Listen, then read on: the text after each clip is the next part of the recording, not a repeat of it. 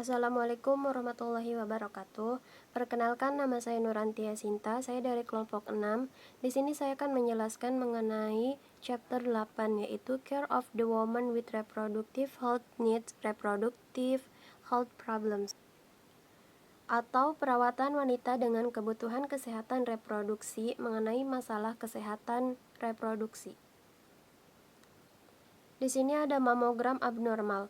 Wanita dengan mamogram yang abnormal sangat cemas, seperti anggapan kebanyakan orang bahwa mamogram yang abnormal adalah indikasi kanker payudara. Mamogram abnormal dapat menunjukkan perlunya reevaluasi terjadwal atau biopsi untuk diagnosis jaringan untuk menentukan apakah pengobatan tambahan diindikasikan. Pengobatan dini kanker payudara memberikan peluang terbaik untuk jangka panjang bertahan hidup. Sejarah klien.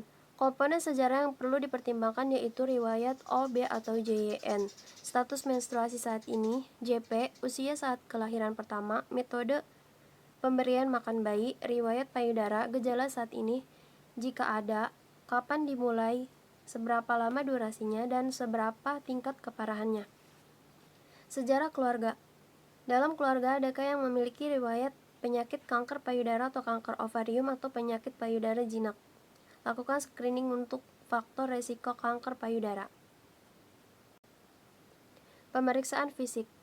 Komponen ujian fisik untuk dipertimbangkan yaitu pemeriksaan payudara lengkap dengan posisi bisa duduk lengan di samping atau duduk tangan terangkat atau duduk dengan badan condong ke depan atau juga dengan terlentang. Mengevaluasi untuk adanya misa, dimpling, retraksi puting, pelepasan puting, kemerahan, indorasi, limfadenopati aksila atau nyeri payudara atau aksila. Kesan klinis. Diagnosa banding yang dipertimbangkan yaitu kanker payudara in situ fokus diseminasi, massa payudara jinak, fibroudema, payudara fibrokistik, pembesaran kelenjar getah bening, dan lesi jinak lainnya. Pengujian diagnostik. Tes dan prosedur diagnostik dipertimbangkan yaitu ultrasonografi, mamogram tindak lanjut, biopsi metode biopsi dengan aspirasi jarum halus, biopsi jarum inti, biopsi stereotaktik, biopsi eksisi, dan pengujian genetik. Memberi perawatan.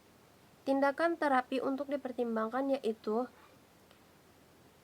biopsi eksisi, perawatan definitif untuk masa jinak, pengobatan untuk keganasan kecil, dikombinasikan dengan kemoterapi atau radiasi treatment atau perawatan radiasi.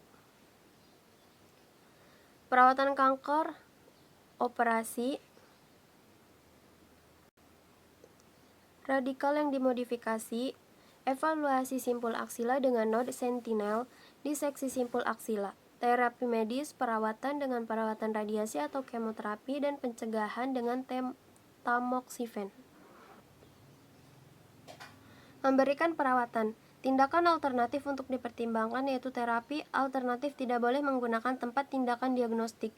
Pengobatan herbal dan homeopati dapat berinteraksi dengan obat-obatan. Dukungan kekebalan tubuh, bantuan emosional, cinta dan tawa telah terbukti melawan kanker. Memberikan dukungan. Pendidikan dan tindakan dukungan untuk dipertimbangkan yaitu sarankan klien untuk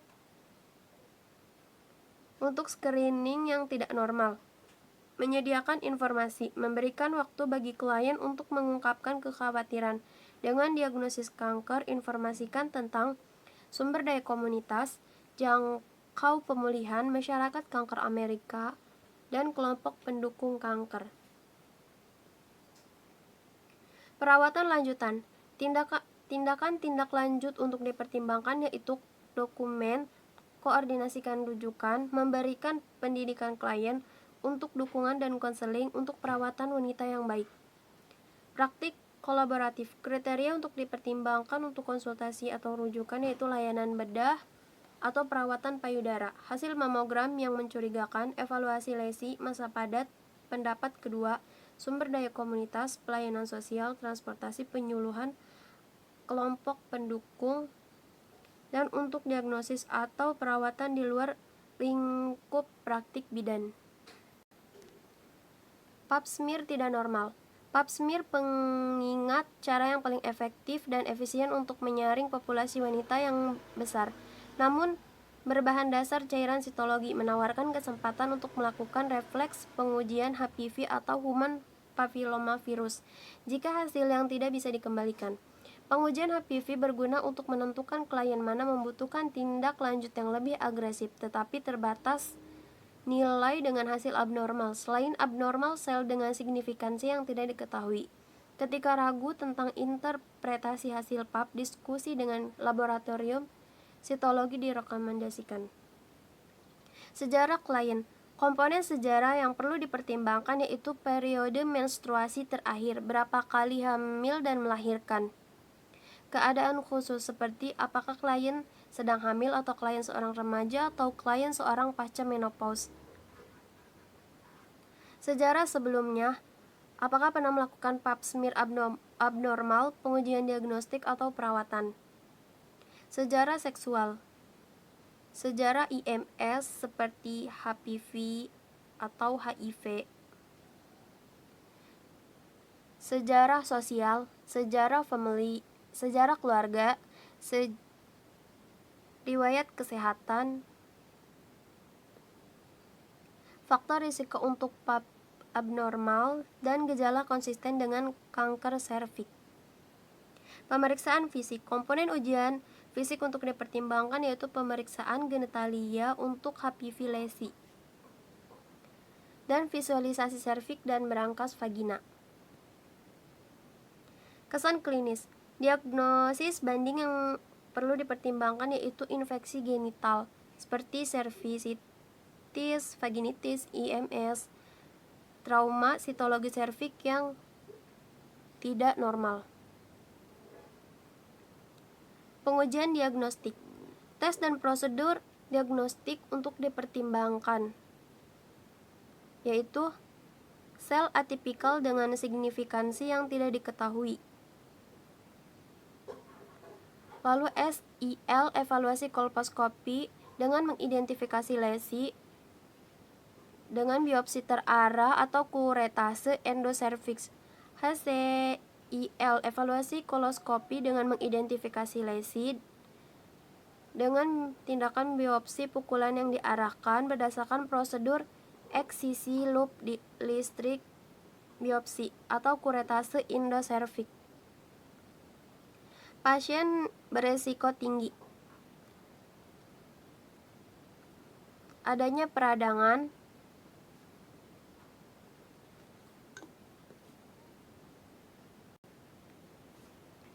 dan hiperkeratosis atau parakeratosis dengan ulangi pap smear dalam 3 bulan. Dicuci dengan pencucian asam asetat untuk lesi berat. Biopsi jika ada lesi. Memberikan perawatan. Tindakan terapi untuk dipertimbangkan yaitu dukungan diet dengan mengkonsumsi beta-karotin, vitamin beta-karotin dengan 50.000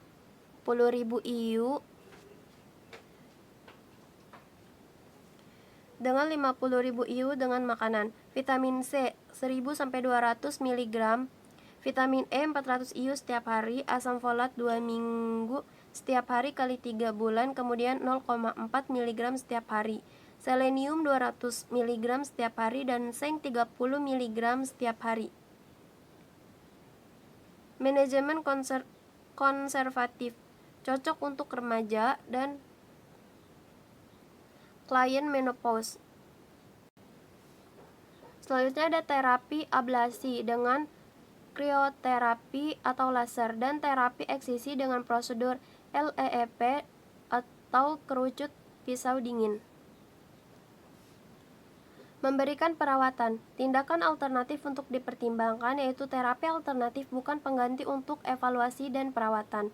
Herbal untuk mendukung kekebalan dan reproduksi sistem dan visualisasikan penyembuhan.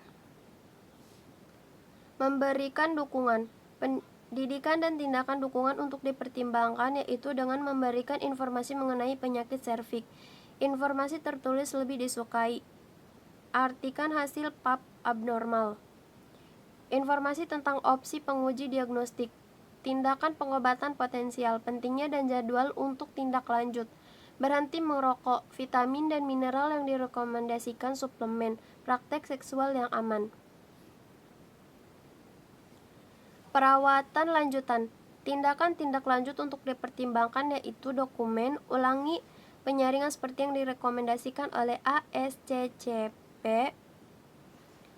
CIN1 dikonfirmasikan dengan biopsi, serta CIN2 atau lebih tinggi.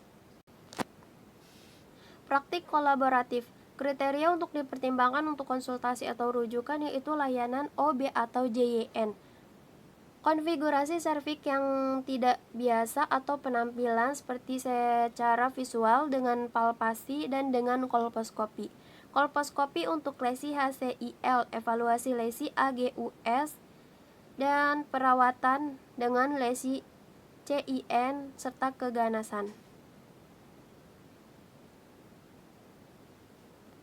Dan untuk diagnosis atau perawatan di luar ruang lingkup praktik bidan.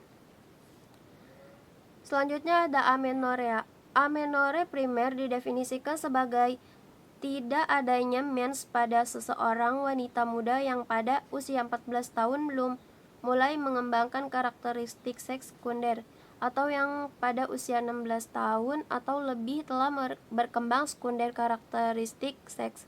Sampai 10% wanita muda dengan amenore primer akan memiliki penundaan konstitusional menarche. Sekunder amenore didefinisikan sebagai tidak adanya menstruasi 3-6 bulan pada wanita yang sebelumnya mengalami menstruasi, dan tidak hamil atau menopause adalah crossover antara potensi penyebab primer dan amenore sekunder, dan semua diferensial diagnosis harus dipertimbangkan ketika mengevaluasi wanita dengan amenorea. Komponen sejarah yang perlu dipertimbangkan yaitu usia, indeks massa tubuh, kehadiran karakteristik seks sekunder, riwayat menstruasi, adanya gejala lain, riwayat medis dan bedah, sejarah seksual, riwayat kehamilan dan menyusui, serta ulasan sistem. Pemeriksaan riwayat kehamilan dan menyusui dan ulasan sistem. Pemeriksaan fisik, komponen ujian untuk dipertimbangkan yaitu berat badan dan tanda vital, distribusi rambut, pemeriksaan tiroid, pemeriksaan payudara, dan pemeriksaan panggul.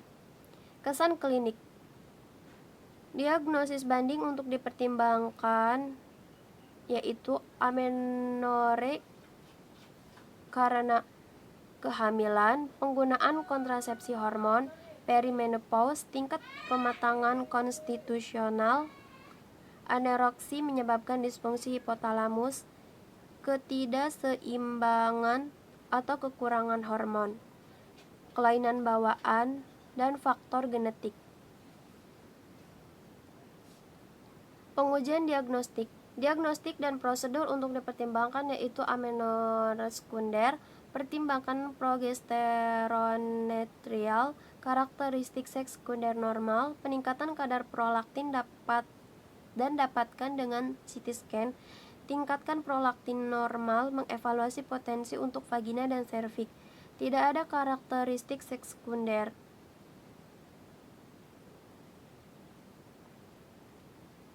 Memberikan perawatan. Tindakan terapi yang perlu dipertimbangkan yaitu uji coba progesteron dengan opsi pengobatan, serta mengharapkan pendarahan berhenti dalam 10 hari setelah pengobatan, dan tidak ada pendarahan penarikan merujuk.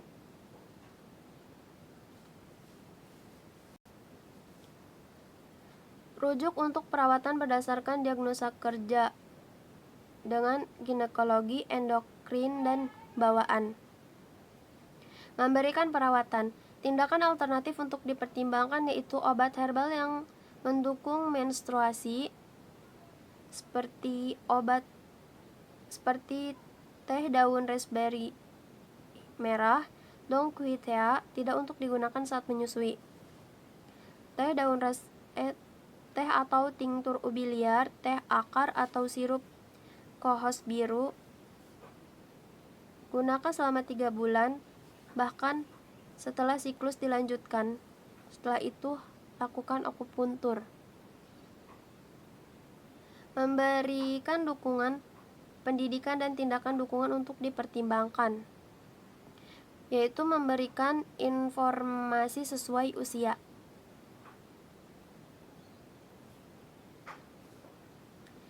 Yaitu siklus dan fungsi menstruasi. Penyebab potensial, karena menyusui dan amenor, olahraga dan amenor, dan adanya gangguan endokrin. Rencanakan pengujian dan hasil.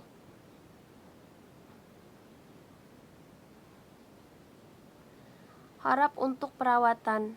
Amenor berhubungan dengan ketidaksuburan, hiperplasia, dan endometrium, dan juga osteopenia dan osteoporosis. Perawatan lanjutan. Tindak lanjut untuk dipertimbangkan yaitu dokumen tindak lanjut kantor seperti yang ditunjukkan oleh hasil dan diagnosis,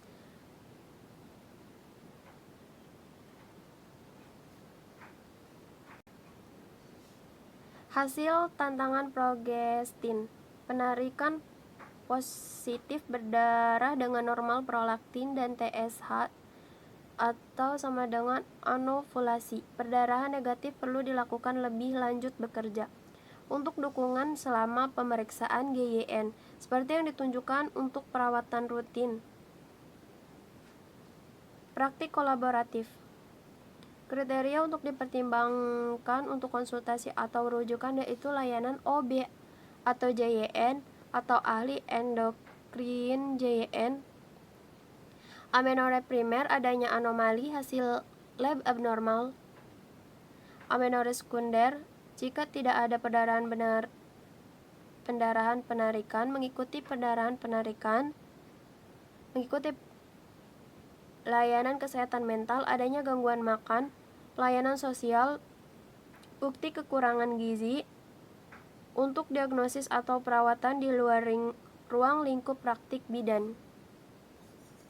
Selanjutnya ada bakterial vaginosis.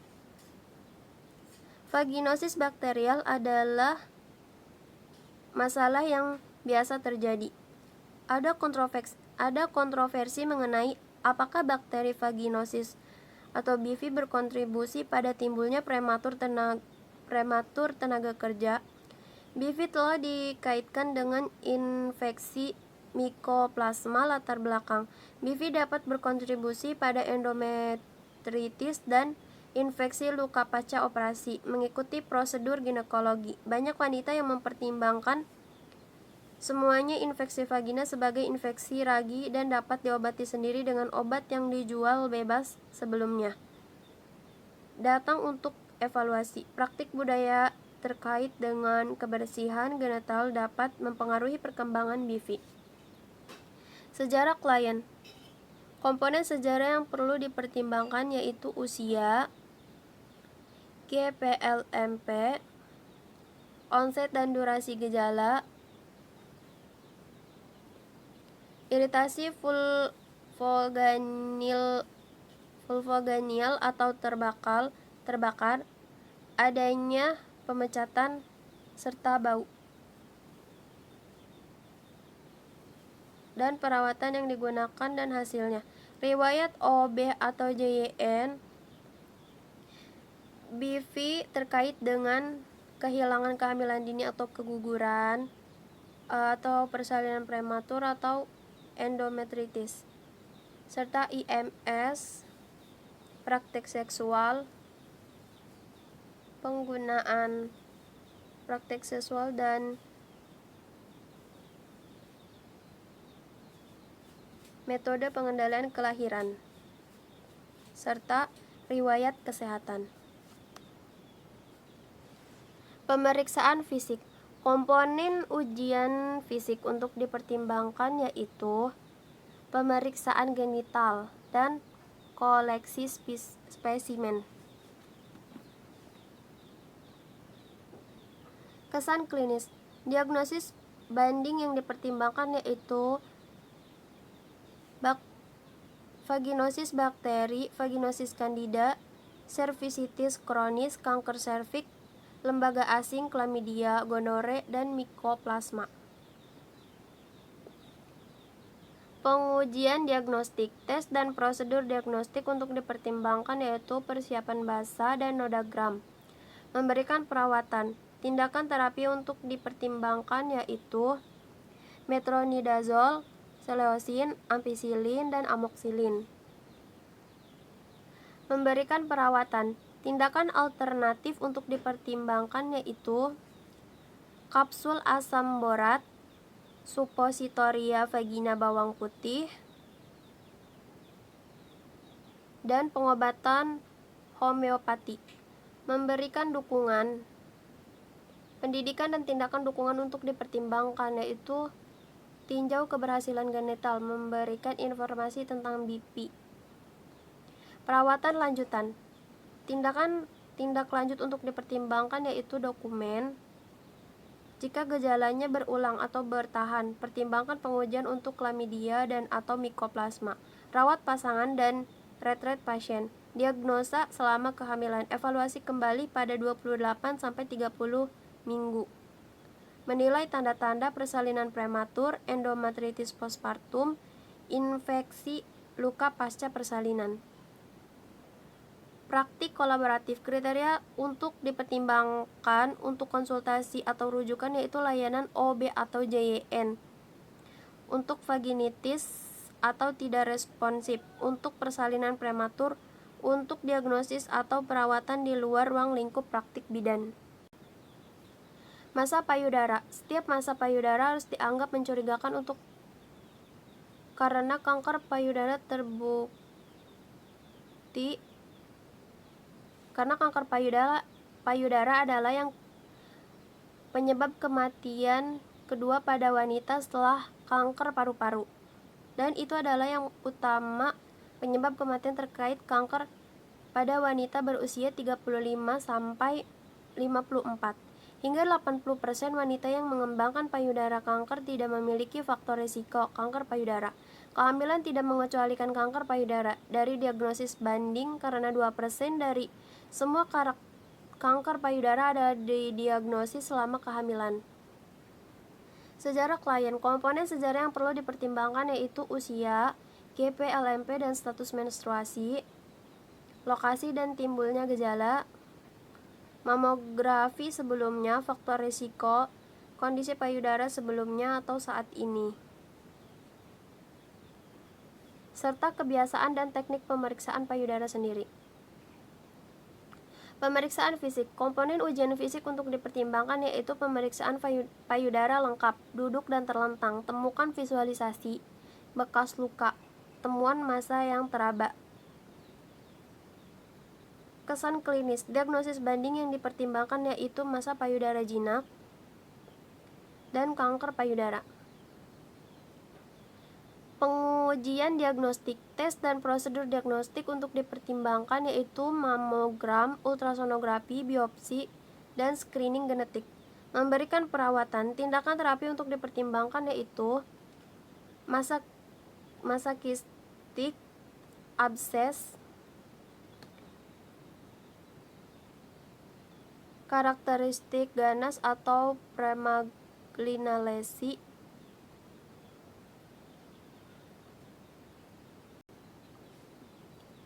memberikan perawatan.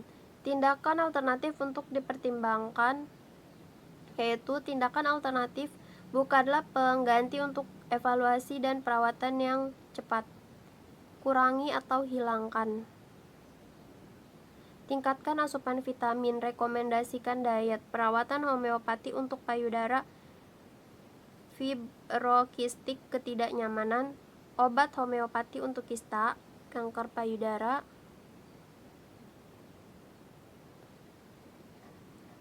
Memberikan Dukungan, pendidikan dan tindakan dukungan untuk dipertimbangkan, yaitu mengajarkan teknik pemeriksaan payudara sendiri setiap hari atau setiap bulan.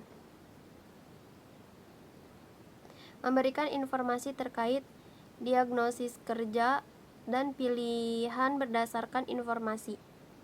Perawatan lanjutan, tindak lanjut untuk dipertimbangkan yaitu dokumen menilai keadaan emosional, kembali untuk perawatan. Perawatan kolaboratif, kriteria untuk dipertimbangkan untuk konsultasi atau rujukan, yaitu pusat payudara atau layanan bedah. Masa payudara yang mencurigakan untuk kanker, dan mengevaluasi diagnostik, yaitu dengan mamogram abnormal, ultrasonografi abnormal, dan masa yang terus-menerus. Untuk eksisi jika kista berulang setelah aspirasi, prevensi klien untuk terapi definitif, dan untuk diagnosis atau perawatan di luar ruang lingkup praktik bidan.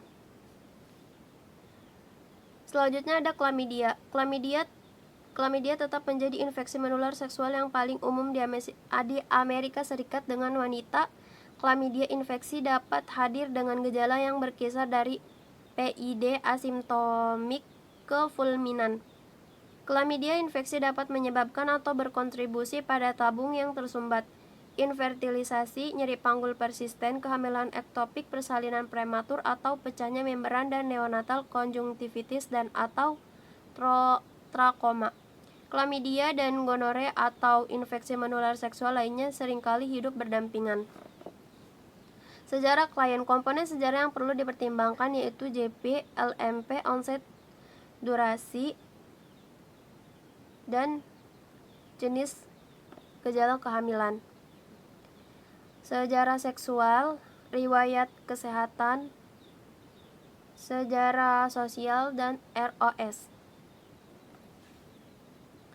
Pemeriksaan fisik, komponen ujian fisik untuk dipertimbangkan yaitu tanda-tanda vital, palpasi perut, ujian panggul, pemeriksaan spekulum.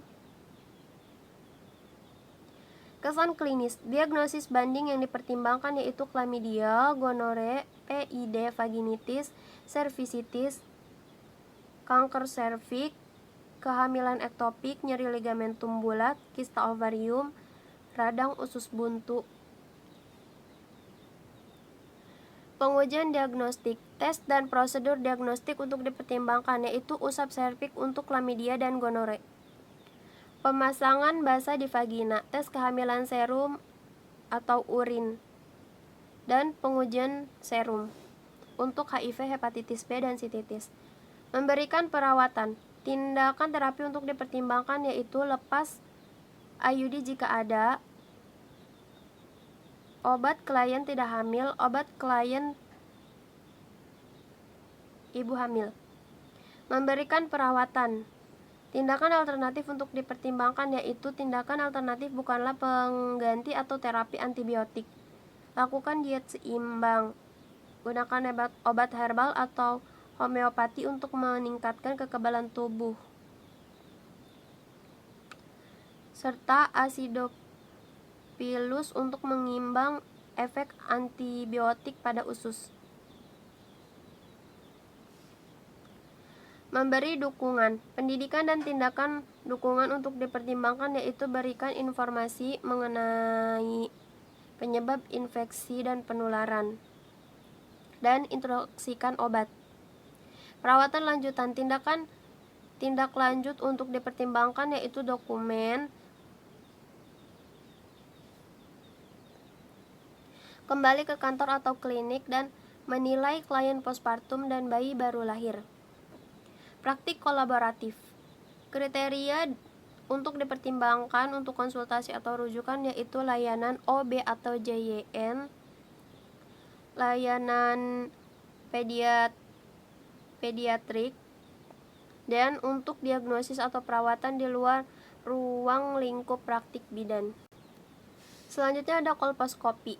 Kolposkopi adalah standar emas untuk evaluasi hasil pap smear abnormal. Itu melibatkan Penggunaan kolposkopi untuk melihat serviks di bawah perbesaran sambil menerapkan satu atau beberapa solusi yang membantu menggambarkan atau menyoroti abnormal lesi. Biopsi kemudian diambil dari yang paling area abnormal. Banyak bidan melakukan kolposkopi pada wanita yang memiliki lesi tingkat rendah yang seringkali tidak memerlukan perawatan.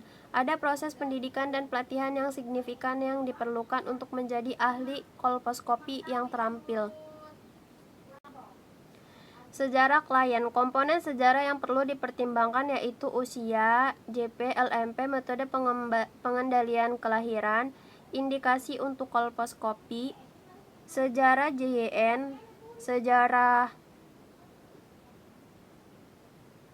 atau riwayat kesehatan, sejarah keluarga, sejarah sosial, dan pastikan persiapan klien untuk prosedur. Pemeriksaan fisik. Komponen ujian fisik untuk dipertimbangkan yaitu pemeriksaan vulva, pemeriksaan vagina, pemeriksaan serviks, dan selanjutnya kesan klinis. Diagnosis banding yang dipertimbangkan yaitu kolposkopi untuk evaluasi pap smear abnormal, tindak lanjut setelah diagnosis dan atau pengobatan lesi intraepitel serviks, keputihan persisten dengan negatif pengujian, lesi serviks yang terjadi saat pemeriksaan kotor, dan paparan DES perinatal. Pengujian diagnostik. Tes dan prosedur diagnostik untuk dipertimbangkan yaitu pap smear jika lebih dari 6 minggu sejak pap abnormal, tes DNA HPV,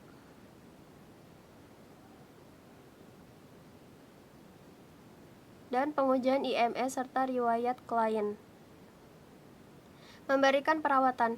Tindakan terapi untuk dipertimbangkan yaitu pilih pengobatan, perawatan triase, klien dengan hasil yang konsisten, serta HPV risiko tinggi ASC, US atau LSIL. Memberikan perawatan. Tindakan alternatif untuk dipertimbangkan yaitu tingkatkan asupan asam folat, diet makan murni, mendukung sistem kekebalan tubuh,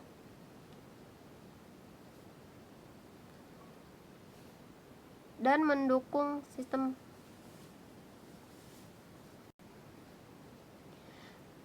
maksudnya tadi formula dukungan herbal dengan melihat Soul the Roads of Healing. Memberikan dukungan, pendidikan dan tindakan dukungan untuk dipertimbangkan yaitu menyediakan informasi postikolposkopi dan berikan informasi tertulis. Perawatan lanjutan. Tindak lanjut untuk dipertimbangkan yaitu dokumen, korelasikan hasil untuk merumuskan rencana, tutup tindak lanjut selama 2 tahun, pap pada 6 dan 12 bulan, evaluasi kembali dengan biopsi. Praktik kolaboratif. Kriteria untuk dipertimbangkan untuk konsultasi atau rujukan yaitu layanan OB atau JYN atau kolposkopi untuk diagnosis atau perawatan di luar ruang lingkup praktik bidan. Selanjutnya ada pendarahan uterus disfungsional. Perdarahan uterus yang disfungsional memiliki banyak penyebab. Banyak dari mereka mungkin merupakan proses fisiologi terkait usia atau mungkin sekunder akibat proses patologis. Diferensiasi penyebab tidak teratur atau perdarahan intermenstruasi sangat penting untuk mengembangkan rencana perawatan yang dapat diterima oleh wanita dan tepat untuk mengatasi masalah tersebut. Penyebab umum pendarahan non-siklik pada remaja dan wanita perimenopause adalah anovulasi. Pada wanita dari usia subur, penyebab seperti penyakit tiroid atau infeksi panggul lebih sering terjadi. Sejarah klinis. Komponen sejarah yang perlu dipertimbangkan yaitu usia, GP-LMP menarche, sejarah GYN, dan riwayat kesehatan. Pemeriksaan fisik. Komponen ujian fisik untuk dipertimbangkan yaitu tanda-tanda vital. Berat seperti perubahan catatan, tiroid, pemeriksaan spekulum, dan pemeriksaan bimanual. Kesan klinis. Diagnosis banding yang perlu dipertimbangkan yaitu DUB fungsional, disfungsi ovarium primer, gangguan endokrin, gangguan adrenal, gangguan kehamilan, gangguan rahim, gangguan serviks, gangguan vagina, dan gangguan koagulasi. Pengujian diagnostik. Tes dan prosedur diagnostik untuk dipertimbangkan yaitu tes kehamilan, pap smear, tes chlamydia dan atau gonorrhea testing, tes tiroid, TSH, T3, T4, dan evaluasi hormon. Dan KBK dengan diferensial H dan H, waktu perdarahan, PT, PTT, ultrasonografi panggul untuk dievaluasi, CT scan bagian perut dan panggul, serta biopsi endometrium. Memberikan perawatan. Tindakan terapi untuk dipertimbangkan yaitu pertimbangkan diagnosis banding DUB fungsional, disfungsi ovarium primer, dan rujukan untuk perawatan seperti yang ditunjukkan oleh perbedaan diagnosa. Memberikan perawatan.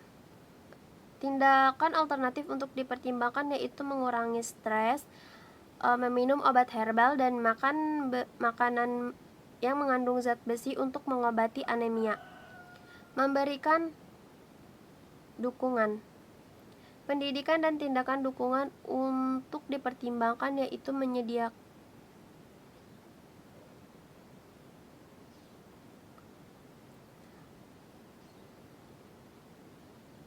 menyediakan informasi.